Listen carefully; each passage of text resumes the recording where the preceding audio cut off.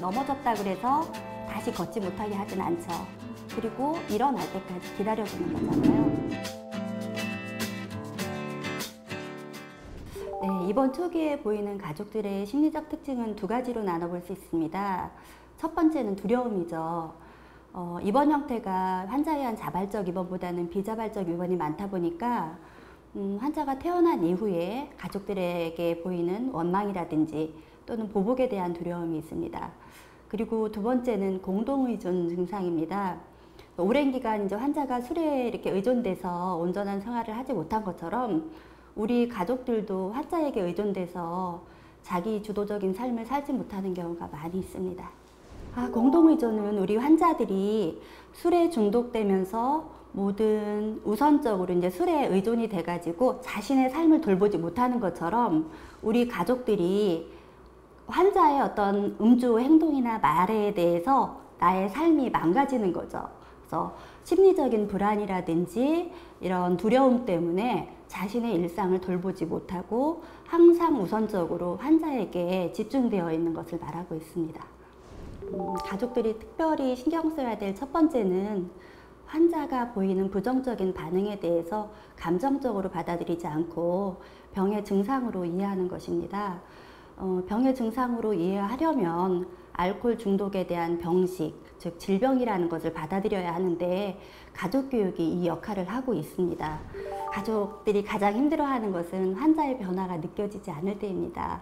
가족들이 입원시킬 때는 입원만 시키면 뭐 하루나 이틀 빠른 시간 안에 환자의 변화가 느껴지고 치료에 대한 기대감, 막연하죠. 그거에 대한 기대감이 있는데 환자의 변화는 그렇게 쉽게 일어나지 않거든요. 알코올 중독이 몇 년이나 몇십 년에 걸쳐서 서서히 진행된 것처럼 우리 환자들의 변화도 그렇고 회복도 그렇고 그만큼의 시간이 필요하거든요. 그래서 좀 인내하고 기다리는 자세가 필요합니다. 네, 병원에 입원했을 때는 뭐 폭력을 행사하거나 이런 경우는 극히 드물고요. 입원 전이라든지 태어난 이후에 그런 경우가 종종 발생할 수 있습니다. 우리 환자들이 가장 감정 조절이 되지 않는 부분이 가족들이 힘들어하는 부분인데 그때 이제 안전사고의 위험이 있습니다. 이럴 때는 가장 먼저 가족들이 해야 될 것은 가족과 환자를 분리하는 거거든요. 그래서 가족들의 힘이 미치지 못하면 저는 경찰의 도움도 요청하도록 또 말씀드리고 거기서 끝나는 것이 아니라 환자가 안정을 찾게 된 이후에는 자신이 한 행동을 좀 객관적으로 바라볼 수 있도록 돕고 거기에 대한 책임을 지도록 하는 것이 좀 중요하다고 그렇게 조언드리고 있습니다. 예를 들면은 폭력에 대한 행사를 했다 하면 그거에 대해서 우선적으로 해야 될 것은 자신의 잘못을 인정하고 가족에게 사과를 하고 할 수 있는 최선의 노력을 하는 거죠. 예를 들면 법적인 문제가 일어났으면 그 법적인 문제마저도 가족이 해결해 주는 것이 아니라 환자 스스로가 해결할 수 있도록 기회를 주는 것이 필요합니다. 가족들에게 교육과 치료가 필요한 거는 첫 번째가 가족들이 받은 마음의 상처 치유입니다.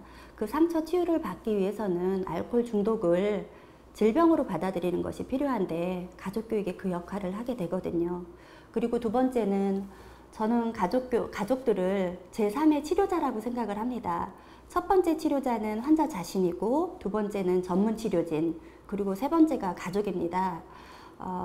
가족들이 이 질병에 대해서 정확한 이해가 있어야지만 치료 중에 일어나는 환자의 반응에 대해서 적절하게 대응해주고 태어난 이후에도 재발을 늦추고 회복을 이어가는 데 도움을 줄 수 있거든요. 그래서 가족교육은 정말 중요합니다.